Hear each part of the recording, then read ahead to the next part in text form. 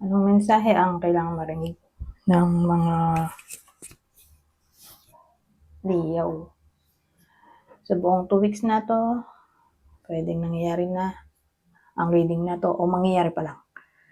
Kung hindi man para sa inyo, itong magiging reading, di baka para sa someone na malapit sa inyo o sa someone na kakilala niyo mismo. Baka may lumabas na gender mamaya. Gawin niyo na lang energy, masculine at feminine energy. Pwede rin naman na huwag niyo nang pansinin ang gender. Hindi ko masasabi kung anong magiging reading, kung positive ba o negative. Depende sa kung anong mapipick up kong energy. Walang masama kung papanoorin ang Sun, Moon at Rising sign. Kasi baka alin man sa mga yun ay mag-resonate na sa sitwasyon nyo.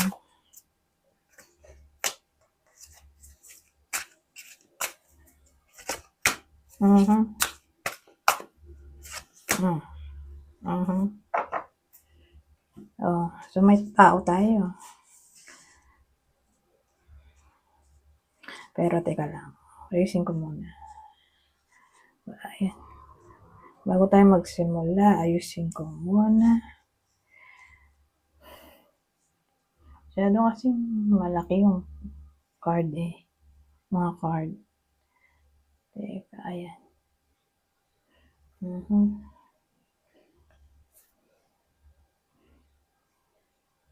So, okay. Simula na tayo. Meron dito. So, yung bida natin ay lalaki.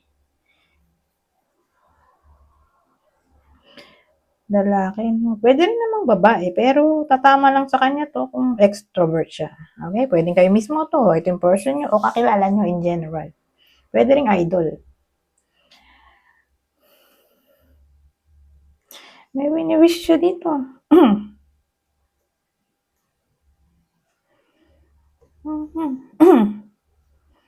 Itong wini-wish niya.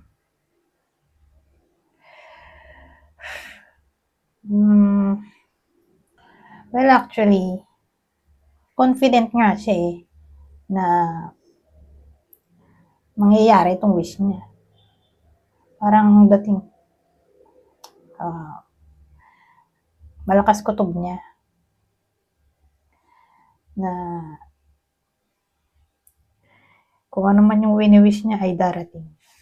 Darating sa kanya o mangyayari sa loob ng 2 weeks na to. So, tungkol sa yun? Ito. Tungkol sa commitment. Maging committed sa kanya yung partner niya o magustuhan din siya. OMG. Kasi Venus to eh. Ay, Venus.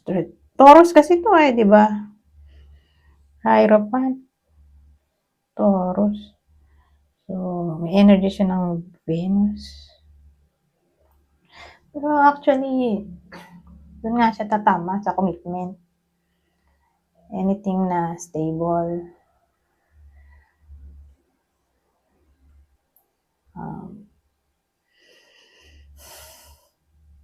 Sabihin natin, nakaugalian na. O tradisyon.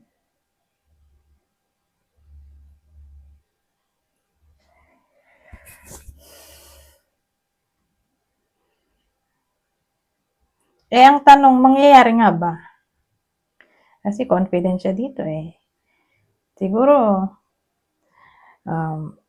yung lalaking to ay umaasa ng reconciliation o umaasa na magbago for the better yung partner niya o person niya. O yung iba sa inyo ay umaasa na maging sila ng ex niya o ng crush niya. Pero ang tanong, nangyayari nga ba? Although, malaki ang kumpiyansa niya sa sarili niya, mukhang magkakatotoo. May nakikita siyang signs na, yun nga, mukhang mangyayari. Kaya nga siya, confident. May nakikita siyang signs na, yun nga, mukhang mangyayari yung wish niya, pero mangyayari nga ba? Ito na. Ay, ito lalaki to bago ko magsimula dito. Nag-flip na to. Pero wait lang. Yung lalaki natin, o babae, na extrovert. Kunin nyo lang info na sa tingin nyo ay fit sa inyo, ha? Ito yung bida. Ito. Ano nga ba yan? Babae, extrovert. Ito lalaki in general. Whether introvert o extrovert yung lalaki, basta lalaki siya. O babae, pero nga extrovert. Senior. So again, kunin nyo lang info na sa tingin nyo fit sa inyo. Senior.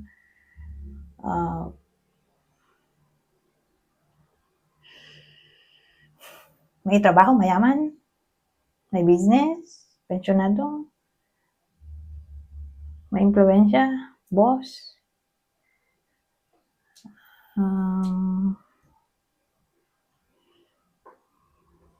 Boss, may posisyon. Ano pa ba?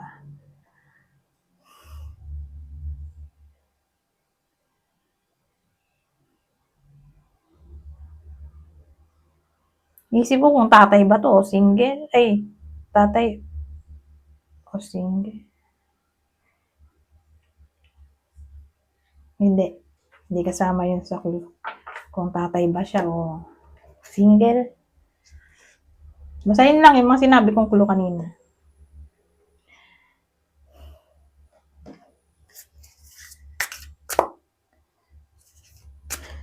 Kasi kung tatay yan, dun siya sa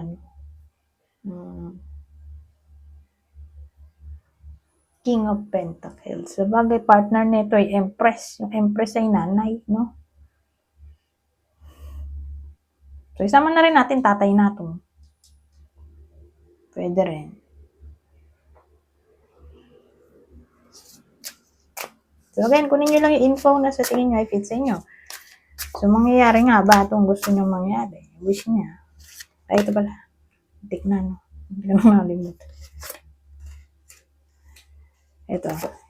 Ilagay natin. Oh! Ay, ito maganda, oh. Mukhang may chance. Kasi possibility to eh. Ace, basta ace possibility. Tapos, wands. Ay, sabihin natin, may spark. So, kaya may chance.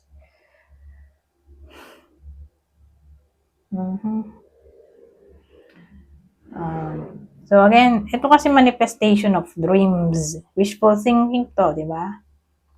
Yun yung nag-daydream, absent-minded, nag-daydream, nag-fantasize, nag-imagine.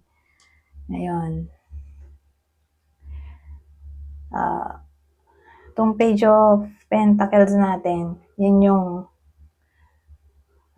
sabihin natin,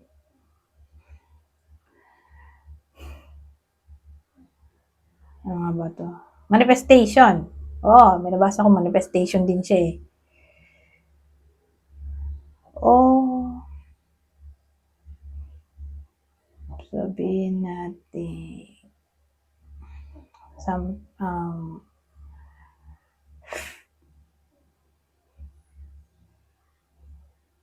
something new. Pagiging adventurous sa topic ng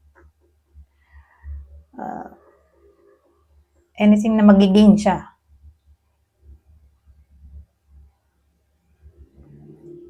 O sabihin natin desire in general.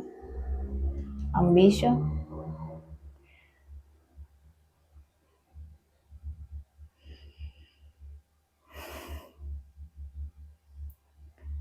Ito. So, ito yung card nga ng potential. Potentiality.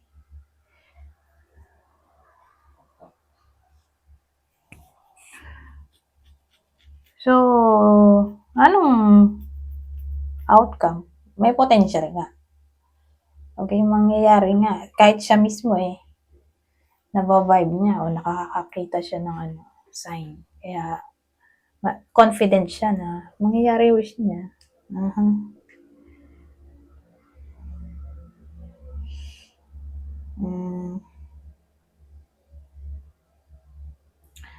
Anyways,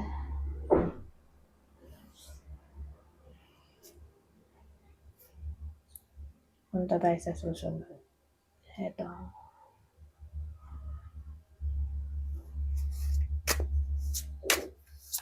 Ganito. Bago ko pumunta dito. Ito muna yung clue. Minsan nalilimutan ko to. Itong clue. Kasi madali mood ako eh.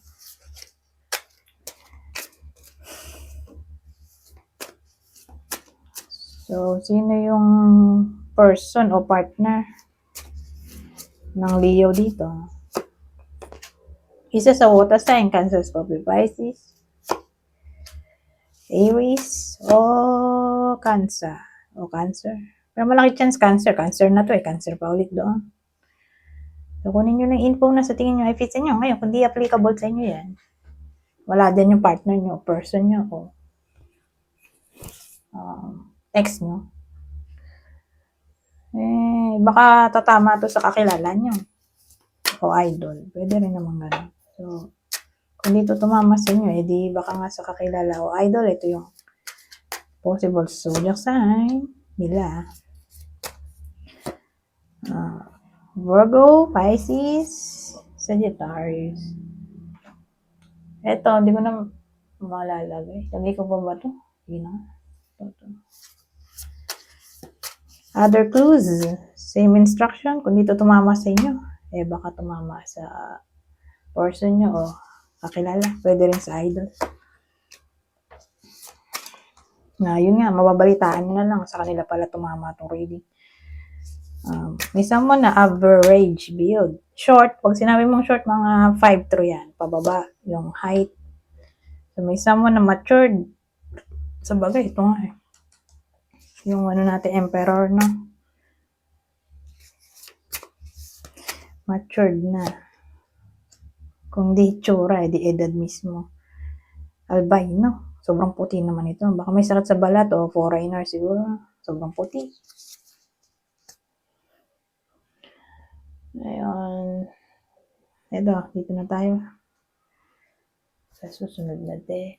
Tabi ko lang itong isa. Isang deck, ito na. Kung masasabi nito. So, sa case na to, iba na. Iba na yung scenario. Minsan nagdidikit. Madalas hindi. Pero, sasabihin ko naman kung magdidikit sila.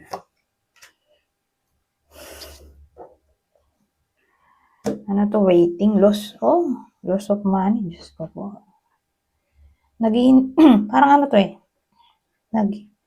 May naghihintay na bumalik sa kanya yung perang nawala. Di ba? Pag pinagsama mo, waiting. Loss of money. Siguro nanakaw. Sabihin natin, nagastos for some reason. Siyempre, maraming babayarin. O nagastos yung savings. O nagastos dahil naipautang. O dahil nagastos yung pera dahil naipautang. O nagastos sa luho. Yung savings. O siguro lugi. Kaya ito, naghihintay bumalik yung return of investment.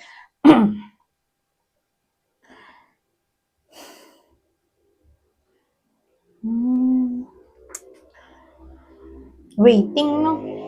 So, pag gano'n, naghihintay kayo, di wala pa yan. Hindi pa babalik. Yung nawalang pera sa 2 weeks. Ngayon, 2 weeks lang naman. Hindi naman to forever. Ngayon, 2 weeks, gano'n. Yun nga. Hihintay yung iba sa inyo. Kadalasan kasi yan yung card ng ito.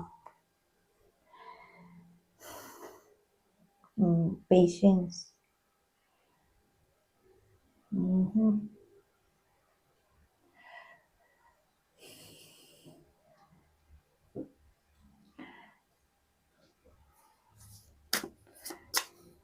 Tingnan pa natin. Bakit may umiiyak na bata dito? So, umiiyak yung bata kasi sad siya. Bakit naging sad? Ayan, may sakit. Siguro siya yung may sakit o someone na malapit sa inyo, baka magkasakit. Kaya yan, balisa yung iba. Whether nangyayari na to o mangyayari pa lang, ayun nga. Magiging balisa o malungkot yung iba sa inyo dahil Sila mismo yung nagkasakit o magkakasakit o mahal nila sa buhay may sakit. Pero kung nangyayari na to, eh, sa loob ng 2 weeks, ganun pa rin yung feeling. Sad. Wala pa siyang malinaw na result kung magaling na ba. O uuwi na ba kung nasa hospital.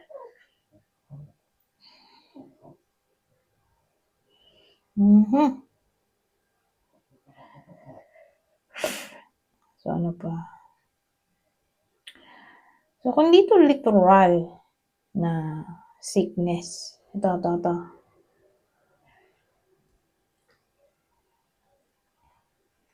Ano yan? Parang anxiety. So, kung di katawan mismo, physical yung may sakit, mind yung may sakit. So, tatama dyan yung depression, anxiety. So, parang lagi ka nag-iisip. Nade-drain yung energy ng iba sa inyo. Kaya sad.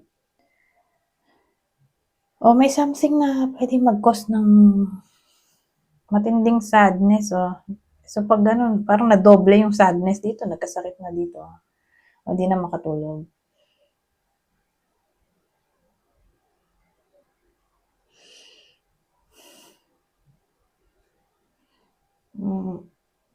Para bang hindi kayo inspired. Low yung energy nyo dito sa 2 weeks na to for some reason. Kundi nga yan, literal na sickness. Kasi nurse to to patient. O weakness yung body. Hindi body, edi mind. Soul. Soul? Mind na lang.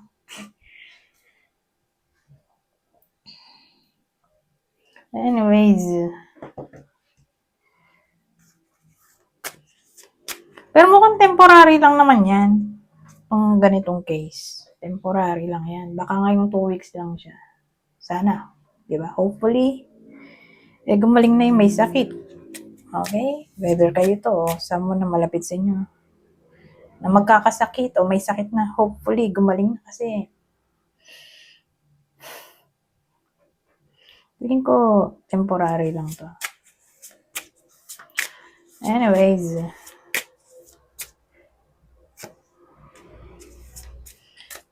punta tayo dito. Kasi may someone dito na naghihinala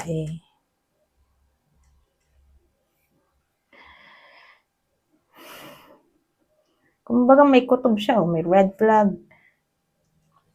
Ngayon, dito sa case na to, since may hope, so ibig sabihin, yung negative thoughts niya dito, magto-turn into positivity o may chance na mali pala yung hinala niya o kung ano man yung pinaproblema niya dito, may chance pa na maayos. Kasi magandang card to. Dito yung hope.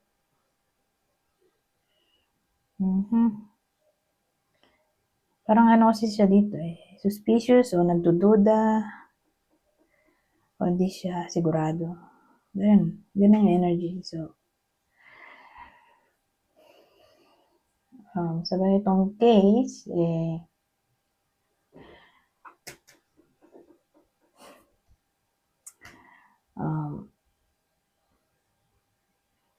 maayos pa nga at dahil may hope.